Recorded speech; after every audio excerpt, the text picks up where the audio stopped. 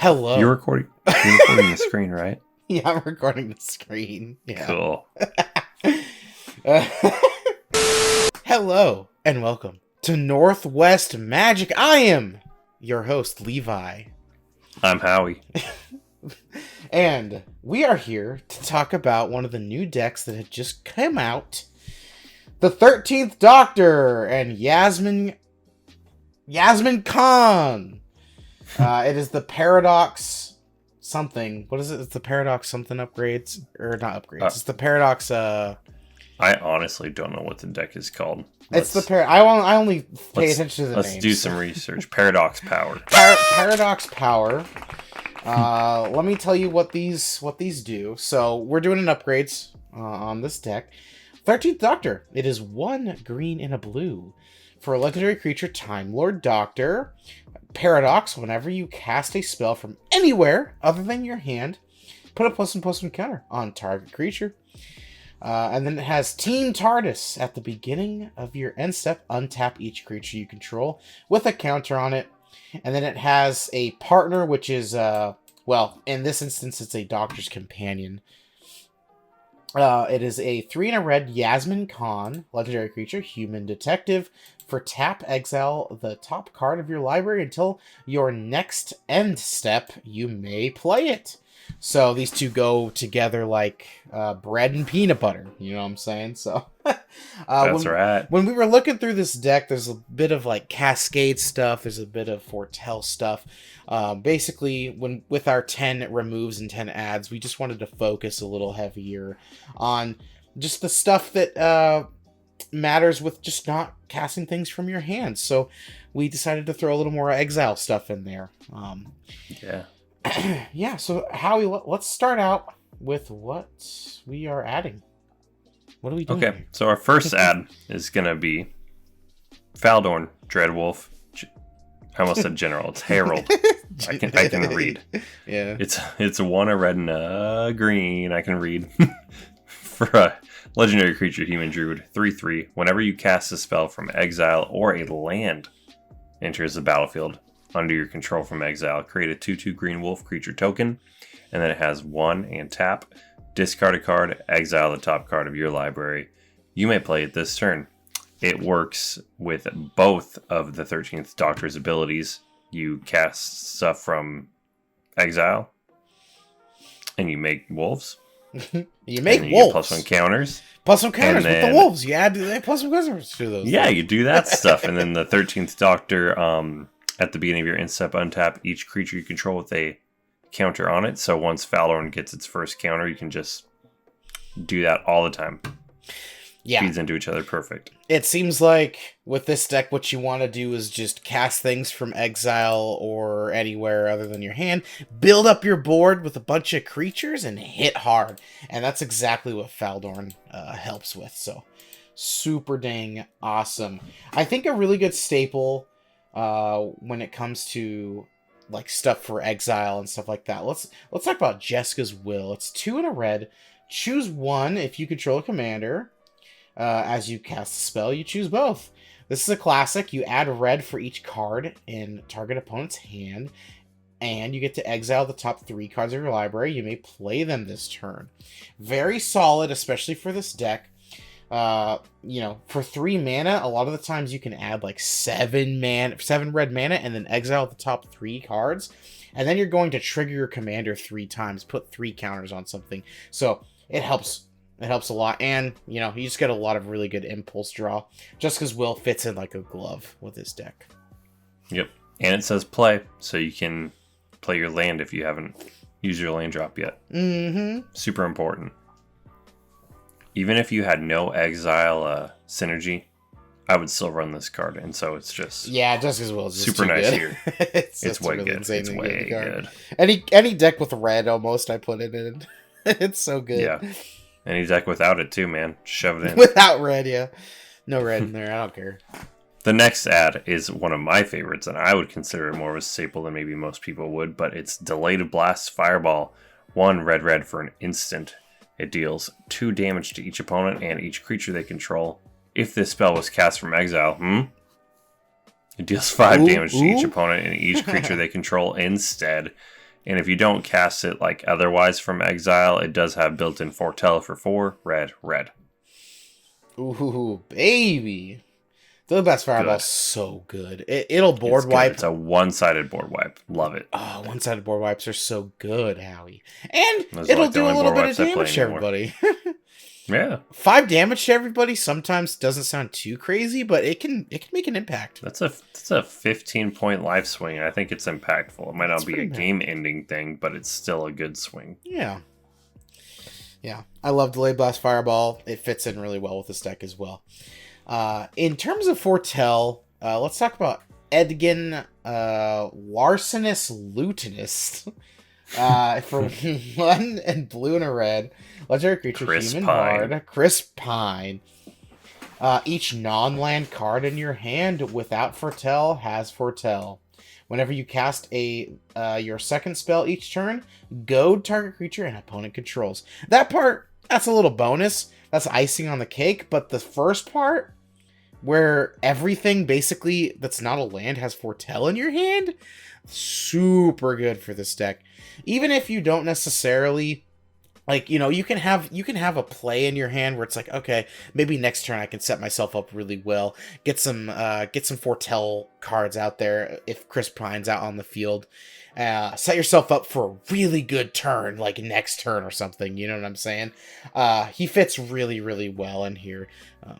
Because Foretell, you cast things out of Exile, so super That's right. good.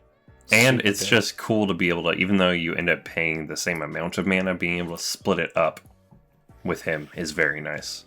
Split it up, and you're getting good value out of it, for sure. Yeah. All right, the next ad is Atali, Primal Conqueror. I would say that if you have a deck with Gruul in it, you should put this in it. Just period. I think it might be one of the best cards that came out this year. It's a good card. Next, let's not say what it is. Yeah, let's just not talk it's about 5 red, so it's 7 mana for a legendary creature, Elder Dinosaur. It is a 7/7 with trample. When it enters the battlefield, each player exiles cards from the top of their library until they exile a non-land card. You may cast any number of spells from among the non-land cards exiled this way without paying their mana costs. So just right there, that's 5 spells for 7 mana. You get this guy, and then you get 1 spell from everybody else. You can't whiff. And then that's 5 counters, baby. If you really need to, it has 9 and a Phyrexian green to transform him. Activate only as a sorcery. And on the backside, he is a Phyrexian Elder Dinosaur with trample and indestructible. He's an 11/11. Whenever he deals combat damage to a player, they get that many poison counters. So if it comes down to that, this is also a win con. Yeah. Or at least take somebody out of the game con. Is that not end what their win career? Yeah, I guess. Yeah, just one. Yeah. One career can be ended. Atali Primal Conqueror just goes so well in here. The backside's called Primal Sickness. I didn't say that. Yeah, I wanted to mention it. Right. It's kind of cool. Sick. We're down with the sickness, sick. you know. He's sick. He's sick, bro. It's freaking sick, man. So, when it comes to win cons, I think what really helps drive it home is Herald of the Secret Streams. It's 3 and a blue. Oh, yeah. Creatures you control with +1/+1 counters on them can't be blocked. I alluded to this earlier, but a lot of this deck just forms around you casting things out of exile, pretty much anything that's not your hand, building up your board, getting creatures that have +1/+1 counters on them. You play Herald of the Secret Streams. Oh, snap. I can't block any of them. That's what I would say if I saw that. Just like that. If I saw Herald of the Secret Streams, I would say those words exactly. Herald. Herald. So, very good card for this sort of instance, because this deck, that's kind of the only thing I feel that it was lacking, was like, you build up your board, you have a game plan, you have an engine, but you just need a little bit of spice to get your creatures actually through and to win your game. You know what I'm saying? That's right. Yeah. Next card? Next card. There's nothing else to be said. Herald. There's nothing else to be said. Herald speaks for himself. Kodama of the West Tree. 2 and a green for a legendary creature, Spirit, 3/3 with reach. Modified creatures you control have trample. Equipped. What? Equipment or as you control. And counters are modifications. I had to read the reminder text. So counters, +1 counters. That's kind of what we'll care about here. Whenever a modified creature you control deals combat damage to a player, search your library for a basic land, put it on the battlefield tapped. Then shuffle. Can't be blocked, but it will help you get damage through, and it's ramp. So, Trample's I don't good. know. You should probably add it. So I don't know. That's why you're listening to the video. Yeah, Trample's it's really good solid. it's good for the same stuff Herald's good for, plus ramp. Yeah. Next. Yeah, plus ramp. I think that's going to be really useful. I think like a really big one that is probably going to be end game levels of powerful is Amanatu's Augury. It's a sorcery for 6 and a blue. 8 total mana. You exile. You exile the top 8 cards of your library. You may put a land card from among them onto the battlefield. Until Trigger. end of turn. Trigger. For each non-land card type, you may cast a spell of that type from among the exiled cards without paying their mana cost. So, you reveal the top 8, you could get a creature, an enchantment, a sorcery, an instant, a land, blah, blah, blah, blah, blah. And if you're able to get all of those, they all cast for without you having to spend any mana on them. All of those are triggers for your commander. Put +1/+1 counters on things. And likely, those things, you'll probably get 1 or 2 things that will help you cast more from Exile.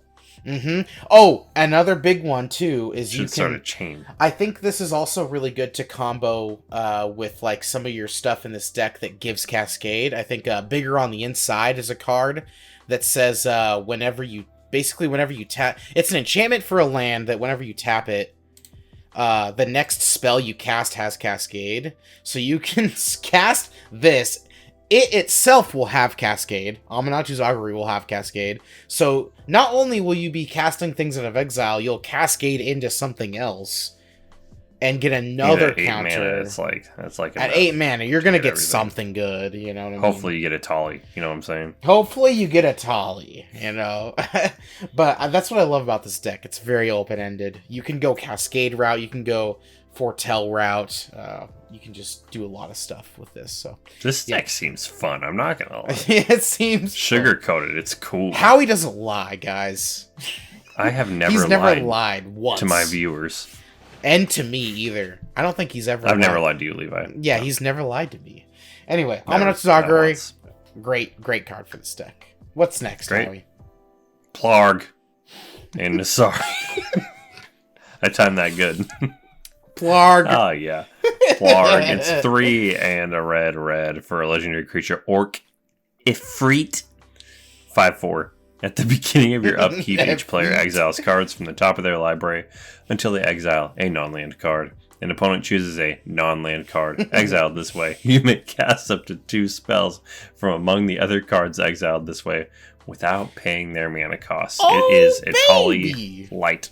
A Tali Light! Which is still good. And slow. It is. It's a Tali Light and it's slower. But it's still good. Like, even with those things. You play it. You put it in the deck. You buy it. It's 99 cents. According to cardkingdom.com. Yeah, it's not too buy expensive. Like, if you don't want to spend $8 on a card, you can spend it on Plarg and Nassari, who's basically a Tali Light. And he costs a little less mana, too. Yeah, pretty dang solid. I think just getting 2 things from other people's libraries. First of all, you're taking things from their library that they aren't able to cast anymore. And you're adding counters to your creatures. So, yeah, pretty dang solid. Last one, Levi. Last one, baby. We got Say it. Nalfashni. He kind of looks like me. No. When I get out of the shower. Do your hair like that. Yeah, he's 5 in a red. Do your tusks like that too? Yeah. 5 in a red, creature, beast, demon. He's a beast demon.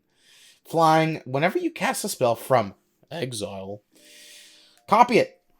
You may choose new targets for the copy. If it's a permanent spell, the copy gains haste, and at the beginning of the end step, sacrifice this permanent. This is just really solid. Value city. Because we're casting a lot of things from Exile. And by the way, Cascade is a cast from Exile. So oh yeah, you're copying things. Oh, baby. Nefashni can also be kind of a win con. You know what I mean? Like, if you get a good turn with some cascading and stuff, you have him out. Ooh. But, yeah. Really solid. Value City. Sweet. Yeah. Those are the 10 ads. Those 10 ads. Now for the most important part of the video. Yeah. Our 10 cuts. Removes. Number 1. We're removing cards from this deck. Cuts. We can only have 100 cards in a commander deck. Become the pilot. 3 blue for an enchantment aura. This card's trash. Enchant non-commander creature. You control enchanted creature. Enchanted creature gets +2/+2 and can't be blocked unless it's attacking its owner or a permanent its owner controls. My face when I see this card. I don't like this at all. That's a garbage It has nothing card. to do with our strategy. I care a lot about synergy, and there's no... 3 It has nothing to do with Exile. 5 nothing mana. to do with counters. 5 And mana, 5 mana to take control of something that, like... That's not a commander. That's not a commander, and that it if it's attacking its owner, it can still be blocked, basically. Am I reading this correctly, Howie? It can... If it's no, attacking you're not. if it's attacking its owner... If it's attacking its owner, it can't be blocked. Yeah. And can't be blocked I don't unless... Who cares? No, it can't be blocked unless it's attacking its owner. Yes. Is what it's saying, right? So it's not good. It normally can't be blocked, but if it's attacking its owner, it can be blocked. Correct? Can you read? You literally said it, and then you said it backwards. Like, when you read the card, you're saying it, and then you're not saying it. Legendary creature gets +2/+2 and can't be blocked unless it's attacking its owner. Or a permanent its owner controls. Oh, wait, I'm stupid. Yeah. I'm the stupid one. Yeah, I'm like, You trust me words. too much. I'm telling you words. You trust me too much. Yeah, so it can't be blocked normally. Remember how normally. I said I never lied to you? It can't be blocked normally. But if you're attacking that was the owner of I'm the sorry, creature... audience. This is still painful. Stop talking. Let's talk about the next card. It's a trash card, no matter what. Doesn't matter. Yeah. I am so Can you upset. read? Can you read? No. No. I want to Clearly get not. rid of... With how many times I have to pause and squint and look. Now you're reading on a Nokia. We got Bill Potts. 3 in a red. Legendary creature, human. Whenever you cast an instant or sorcery spell that targets only him or her, or activate an ability that targets only them, copy that spell or ability. You may choose new targets for that copy. This ability triggers only once each turn.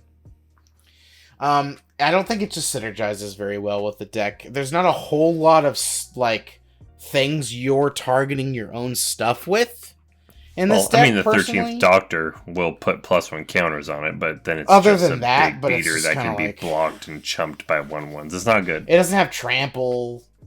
No, It's just no kinda evasion built in, and I don't want to have to rely on our Kodamas and our If- Heralds. If Bill Potts had its own evasion put in, I think it'd be way better. But the fact that we kind of have to support it, it's like, it's okay. Anyway, that's all I got. What do you got? Next, Flatline. 2 and a blue for an instant. Creatures your opponents control have base power and toughness 0/1 until end of turn. I only like cards like this when they remove abilities as well, because it's just not that good. Like, you might have a little bit of a gotcha moment here and there, but it's not going to swing the game in a way where it's really going to matter. I promise you. promise. And I've never lied to my audience. Yeah, I feel like it's really only that big of a deal, maybe like super duper end game. Mid game to early game, it's like you just don't really they're just gonna take the damage most of the time to keep their creatures alive, you know what I mean? Unless it's like they really desperately need to block, they're not gonna block. That's just how it is. So yeah, it's really only niche situations. Not that niche, but like it's just desperate situations. So, yeah. Another one that I found kind of weird is Lunar Hatchling. For 4 green and a blue. Sucks. Yeah, I had to reread this card like 14 times because I was like, wait, what is good about this card? Lunar Hatchling for 4 green and a blue. Flying Trample. It has basic land cycling for 2.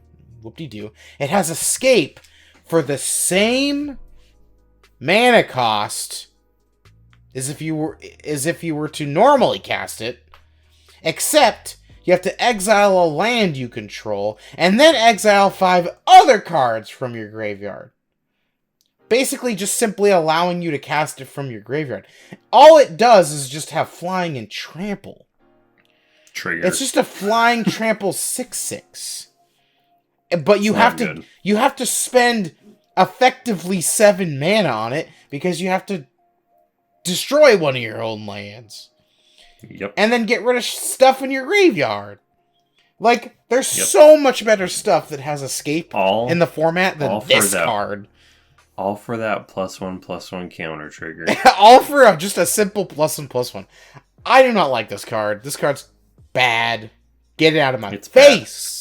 And I don't like the art. I don't know what I'm looking at. Yeah, it looks like a bowl of spaghetti. Of space noodles. Space noodles. Yeah. Space spaghetti, dude. Yeah. Lunar spaghetti. It's cut. We're out. Sorry. That card just got me upset, man. I'm just upset. It made me angry. I think this next card is a trap because of the words on it. It's called Osgood Operation Double. 2 blue for a legendary creature, human alien shapeshifter. That's a good type line. Yeah, pretty solid, I think. Whenever you Whenever you cast this spell, create a token that's a copy of it, except it isn't legendary. 2/2. It's a 2/2. Both of them are 2/2s. It has tap to add colorless. Spend this mana only to cast an artifact spell or activate an ability of an artifact. There's not a lot of artifacts in here. It has Paradox. Whenever you cast a spell from anywhere other than your hand, investigate.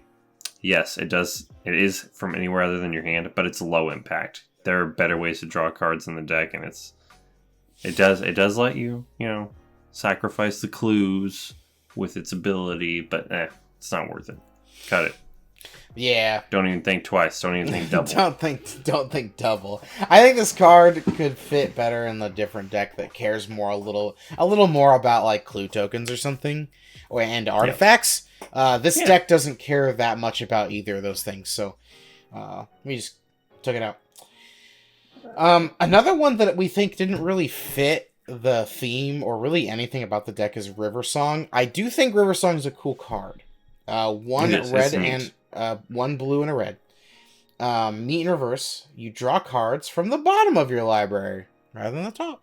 Pretty sick. Whenever an opponent scries, surveils, or searches their library, put a +1/+1 counter on Riversong. Then Riversong deals damage to that player equal to its power.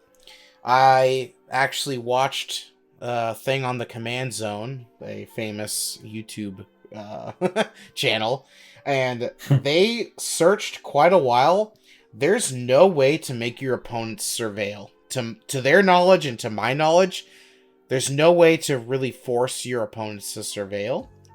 I have not seen the video, but I could have told you that just by there's not a lot of surveil cards in general. There just isn't, and forcing your opponents to do it either is not really something that happens. So, I think Riversong's great. The drawing I think that's the bigger piece, is that she gives you the ability to draw from the bottom of your library.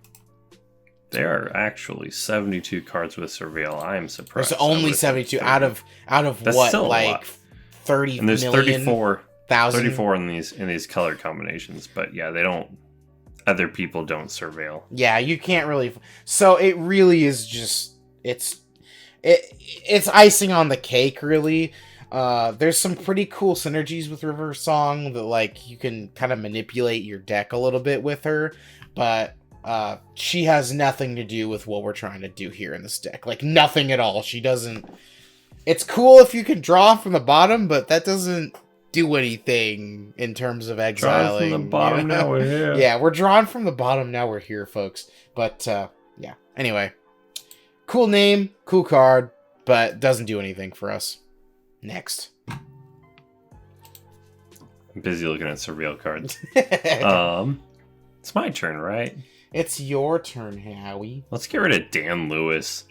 I feel like we're cutting so much lore from the decks, and I just do not care. I don't One care. in a red for... I have no idea what the lore is. One in a red for a legendary creature, human, 2/2, non-creature, non-equipment artifacts you control are equipment in addition to their other types, and have equip creature gets +1/+0 and equip 1. What a low impact card. Even if you built a deck that is entirely artifact based, like Artifact Voltron, you don't play this. It's so +1?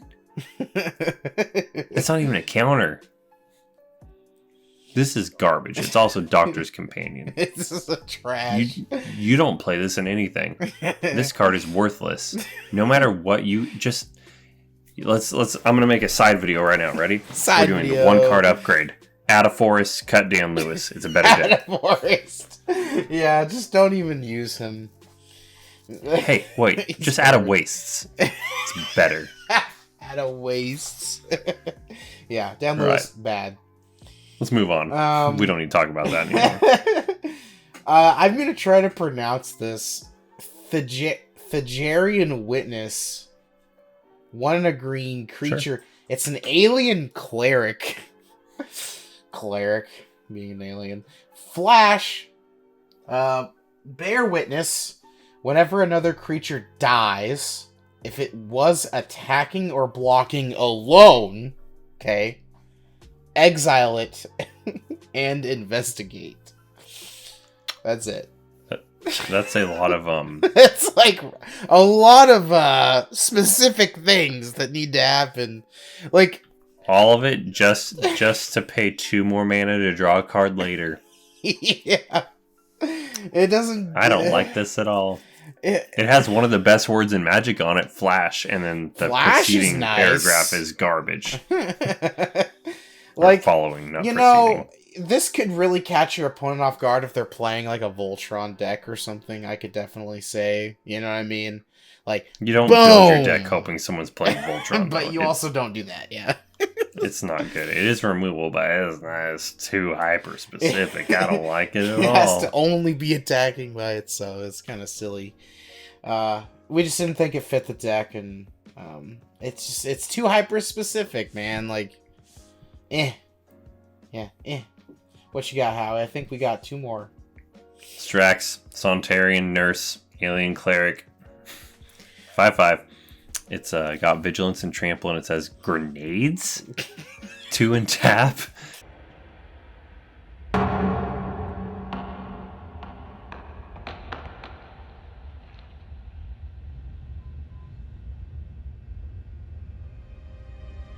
Grenades? Sacrifice an artifact, choose a player at random. When you do, Strax fights another target creature that player controls. And then Glory of Battle, when it deals combat damage. What? When it deals damage to a creature, put a +1/+1 counter on Strax. He looks dumb, and he's dumb in the deck. Yes, he does have he says +1 counter. And yes, he is a removal, but you have to sacrifice an artifact to do some of these things, and you don't have artifacts in excess. We took out took out some of the stuff that gives artifacts, I'm not gonna lie, but yeah, but they're not that good. This ain't that deck. Yeah, this ain't that deck. You don't care about that. Yeah. Tell me about the lizard. Just doesn't fit. The lizard is I didn't realize this was a lizard until now. Madam Vastra for 2 green and a blue, legendary creature, lizard detective. It is partner with Jenny Flint. The reason I'm laughing is because we didn't actually take out Jenny Flint, but we No, took this because one. Jenny's pretty alright. Jenny Flint's actually not that bad. She's a cool card. Probably better lore than Dan Lewis. Madam Flint is a 3/3 that must be blocked if able. First of all, I don't care. Like 3/3 that must be blocked. All right. Whenever a creature dealt damage by Madam Vastra this turn dies, okay? If they die, create a clue token and a food token. Again, it's just about this there's this weird sub theme with the clue and the food tokens. Clue tokens are pretty solid, but this ain't this deck. It ain't for this deck. Let's hyper focus more on the Exile. You know what I'm saying? Yeah, just let's clean this deck up. Let's get some of the stuff that just doesn't synergize very well and get it out of here. I think this is a super solid 10 adds and 10 cuts. Yeah. I actually like this deck a lot. I do too. As of this recording, I haven't looked at one of the decks. Sorry. Sorry. But this is my favorite one out of this these is very 4. cool. Like very cool. I like how the 13th Doctor and Yasmin Khan work together. Yeah, they're cool. It's cool. They're just those two together. That's a cool partner synergy. I like it. Yeah. It's super neat. Some teamer synergy, bro. And the deck focus. Okay, there we go. The deck comes with Clara, which is my favorite card when we're talking about the Doctor cards, because if you do the thing, you do the thing again, and that's you do the thing. My favorite thing. Do the thing, you do the thing anyway. again. That's my favorite thing. Yeah, stuffing things. All right. If you want to be Howie's favorite thing, like, comment, and subscribe. You'll be my favorite thing too. This has been 10 adds, 10 up, 10 removes, 10 ups, upgrades, 10 downs. 10 ups for the Paradox Parable. What did you call it again? Power. Paradox Power. Thank you, and continue living your lives. Continuing. Thanks and see ya. Bye.